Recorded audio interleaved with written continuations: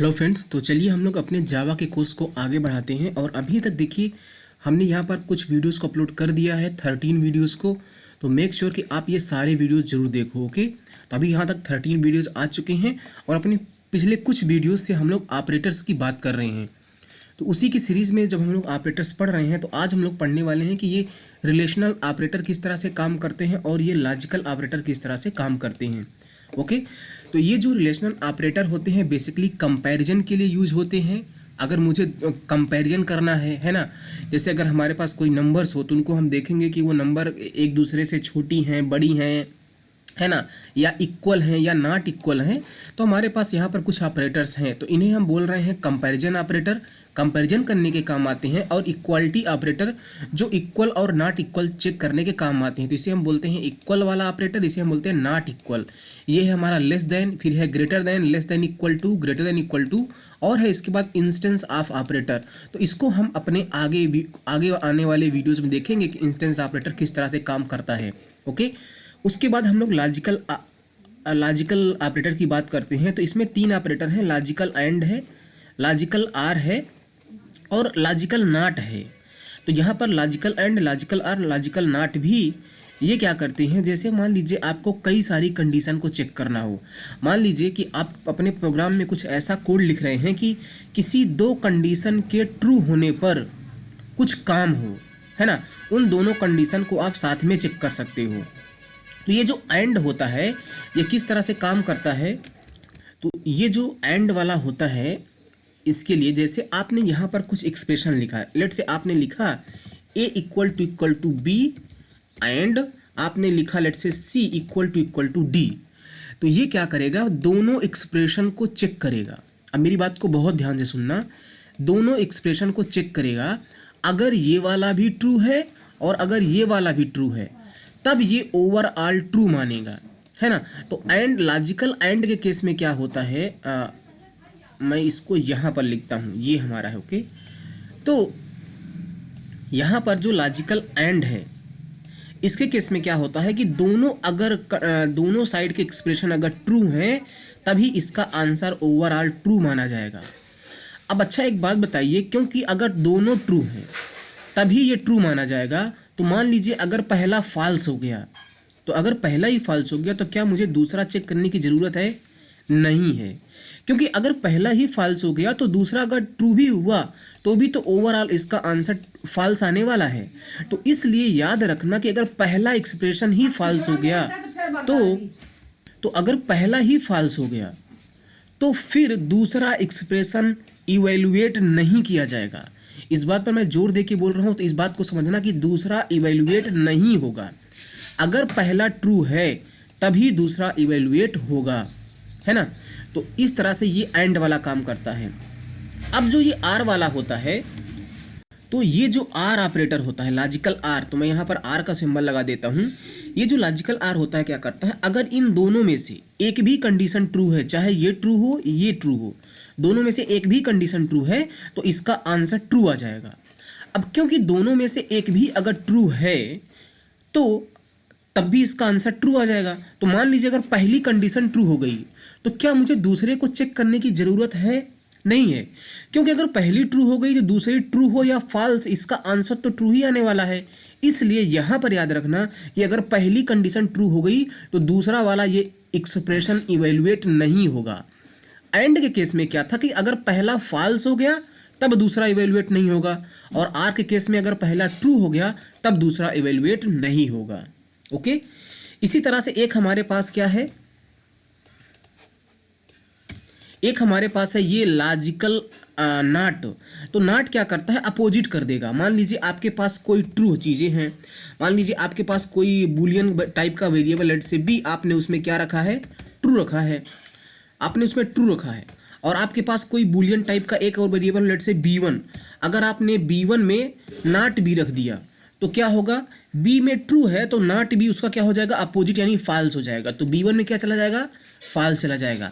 तो जो ये नॉट वाला होता है ये क्या करता है, अपोजिट कर देता है रिजल्ट को, ट्रू को फॉल्स बना देगा और फॉल्स को ट्रू बना देगा। ओके, तो इतना चीज़ आपको समझ में आई होप कि आ गई होंगी। ठीक है, अच्छा हमने जब आपको ये बिटवाइस ऑपरेटर पढ़ाया था तो इसमें हमने एंड ऑपरेटर और बिटवाइस आर ऑपरेटर के बारे में बात किया था। जो ये एंड ऑपरेटर होता है ये भी दोनों कंडीशन के ट्रू होने पर ट्रू होता है ना। तो इसमें अगर पहली कंडीशन फॉल्स भी हो गई तब भी दूसरी कंडीशन को चेक किया जाता था, दूसरे एक्सप्रेशन को इवेल्युएट किया जाता था, है ना। उसी तरह आर के केस में था। आर क्या जो बिटवाइस आर था ये क्या करता था कि अगर दोनों में से एक भी ट्रू है तो वो ट्रू माना जाएगा। तो अगर पहला ट्रू है तब भी दूसरे एक्सप्रेशन को इवेल्युएट किया जाता था, है ना। ये बिटवाइस एंड और बिटवाइस आर के केस में ऐसा होता था। लेकिन जो हमारे पास ये लॉजिकल वाले ऑपरेटर, लॉजिकल एंड, तो एंड में क्या होता है दोनों अगर ट्रू है तो ही ट्रू माना जाएगा। तो पहला अगर फॉल्स हो गया तो दूसरा इवेल्युएट नहीं होगा। आर में अगर कोई भी ट्रू है तो ट्रू माना जाएगा, लेकिन अगर पहला ही ट्रू हो गया तो दूसरे को इवेल्युएट नहीं किया जाएगा। नॉट सिंपली क्या करेगा, आंसर को रिवर्स कर देगा। अब चलिए इस पर हम एक छोटा सा प्रोग्राम देखते हैं। तो हमारे पास यहाँ पर एक फाइल है, इसी को मैं ओपन कर लेता हूँ। यहाँ पर हमने ओपन कर लिया है और सिंपल सा प्रोग्राम हमने यहाँ पर लिखा है। तो हमने बाइट टाइप का वेरिएबल बनाया है b1 b2, जिसमें कुछ वैल्यूज रखी है 2 3। सार टाइप का वेरिएबल बना है s1 s2, इंट टाइप का वेरिएबल i1 i2 और लॉन्ग टाइप का वेरिएबल, कैरेक्टर टाइप का वेरिएबल, बूलियन टाइप के 2 वेरिएबल बनाए हैं, डबल और फ्लोट टाइप के वेरिएबल हमने बनाए हैं।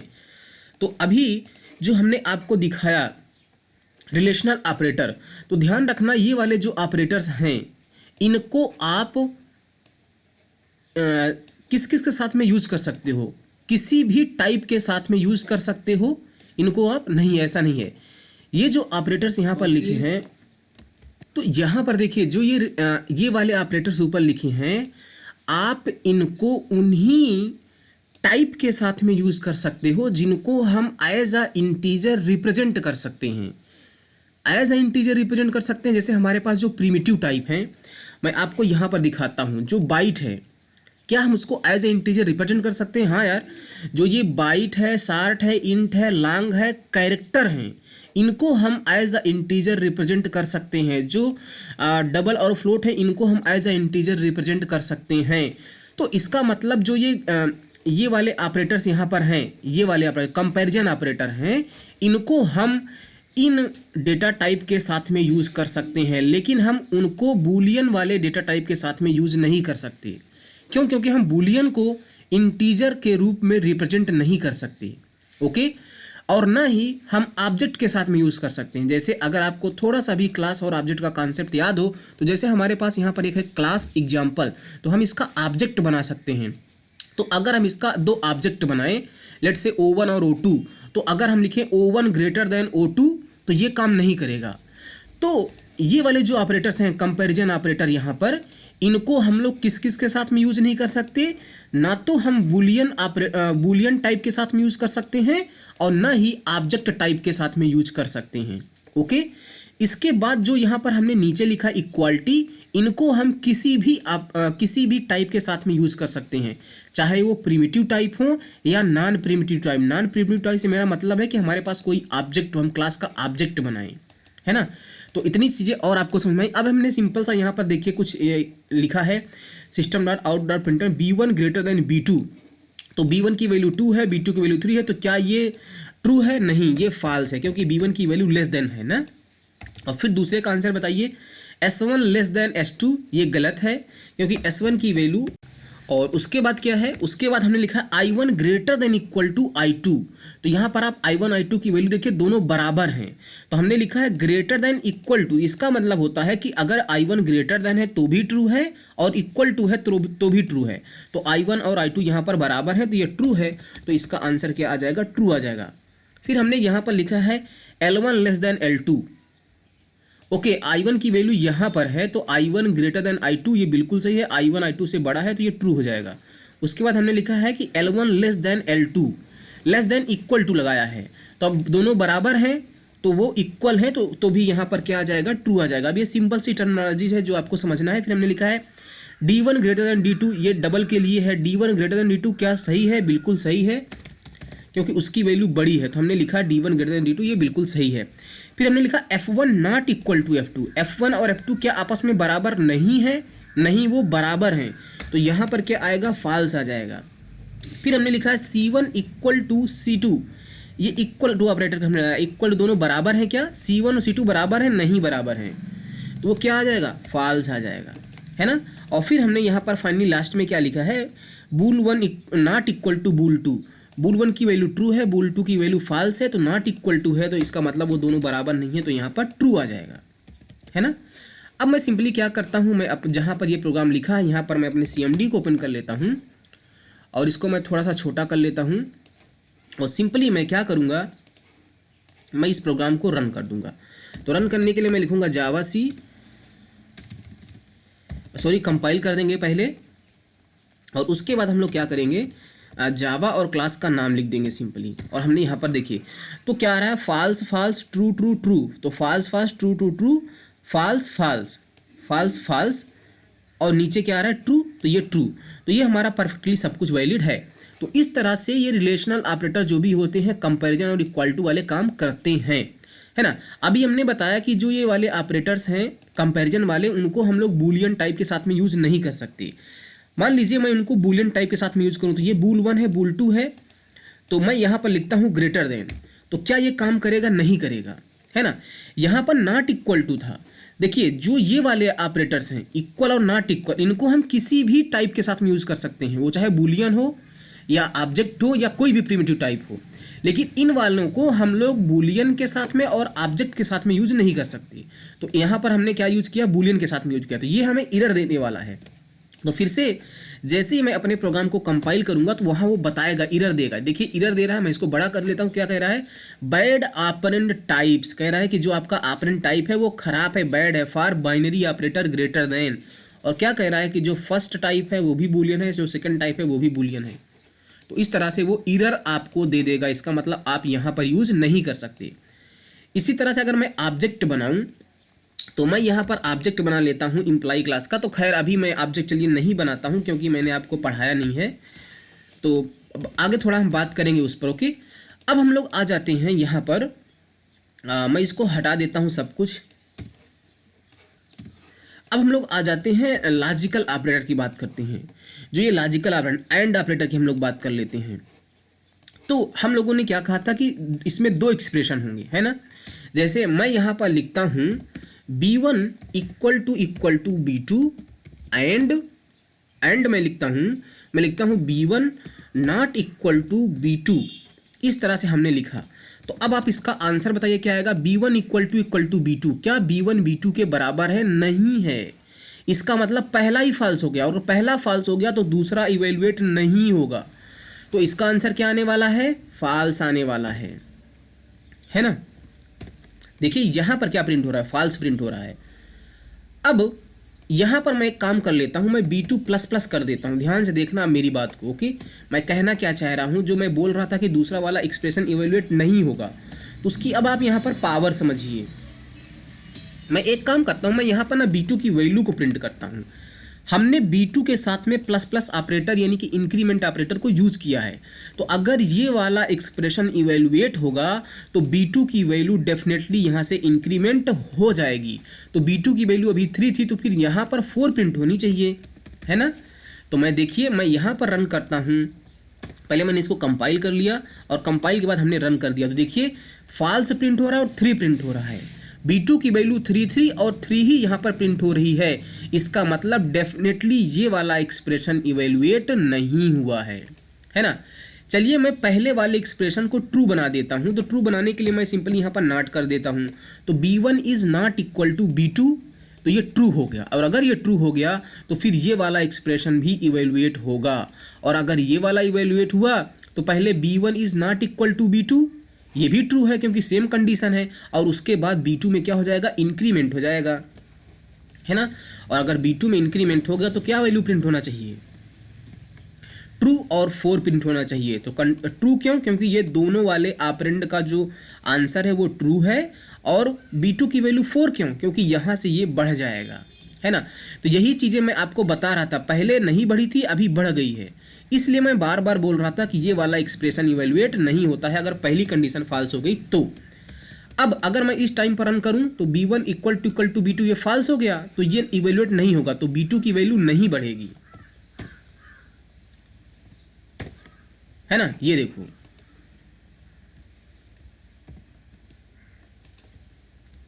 है ना। तो ये लॉजिकल एंड है। अच्छा, इसके पहले हमने आपको बिटवाइज एंड बताया था। उसमें क्या बताया था कि वो एक एंड होता है, उसका सिंबल ये ऑपरेटर होता है। इसमें भले ही ये किस तरह से काम करता है, अगर दोनों ट्रू है तो ही ट्रू माना जाएगा, लेकिन अगर पहला फॉल्स हो गया तो भी दूसरा इवेल्युएट किया जाएगा। ये चीज़ें हमने यहाँ पर सीखी थी। तो इस वाले एंड में जो बिटवाइज एंड होता है उसमें दोनों एक्सप्रेशन इवेल्युएट होते हैं। तो अभी देखिए B1 इक्वल टू B2 ये गलत है। अब क्योंकि पहला गलत है फिर भी इसमें ये वाली चीज़ें इवेल्युएट होंगी, और अगर ये वाली चीज़ें इवेल्युएट हो गई तो यहाँ से B2 की वैल्यू बढ़ जाएगी। और क्योंकि पहली कंडीशन फॉल्स है इसलिए इसका आंसर तो फॉल्स आएगा, लेकिन B2 की वैल्यू क्या होगी, बढ़ जाएगी, है ना। फिर से मैं इस प्रोग्राम को कंपाइल कर देता हूं और रन कर देता हूं। देखिए यहाँ पर क्या आ रहा है, फॉल्स और 4 आ रहा है। तो इस तरह से जो लॉजिकल एंड होता है या और बिटवाइज एंड होता है, लॉजिकल एंड और बिटवाइज एंड इस तरह से डिफर होते हैं। अब यहीं पर अगर हम लोग लॉजिकल आर की बात कर लें, लॉजिकल आर में क्या होता है कि अगर कोई भी ट्रू है तो ट्रू माना जाएगा। अब क्योंकि यहाँ पर पहला देखिए, पहला क्या है, इक्वल टू लगा है तो ये फॉल्स है। पहला फॉल्स है तो दूसरा चेक किया जाएगा, और अगर दूसरा चेक किया गया तो क्या दूसरा ट्रू है, हाँ दूसरा ट्रू है। तो इसलिए इसका आंसर ट्रू आ जाएगा ओवरऑल, और B2 की वैल्यू इंक्रीमेंट भी हो जाएगी। देखिए तो ट्रू और 4 आ रहा है ना। अगर हम पहले को भी यहाँ पर ट्रू कर दें, अगर अब मैं पहले को यहाँ पर ट्रू कर दूं तो क्योंकि पहला ट्रू हो गया तो दूसरा इवेल्युएट नहीं होगा। तो पहला ट्रू होने की वजह से इसका ओवरऑल आंसर ट्रू आ जाएगा, लेकिन B2 की वैल्यू अब भी 3 ही रहेगी। तो फिर से मैं कंपाइल करता हूँ और फिर से मैं रन कर देता हूँ। यहाँ पर देखिए ट्रू आ रहा है और 3 ही आ रहा है ना। अगर मैं यहाँ पर बिटवाइज आर लगा देता तो क्या इसका आंसर आएगा, बताइए। अब इसमें तो ये तो ट्रू है, तो क्या ये इवेल्युएट होगा बिटवाइज जो आर होता है।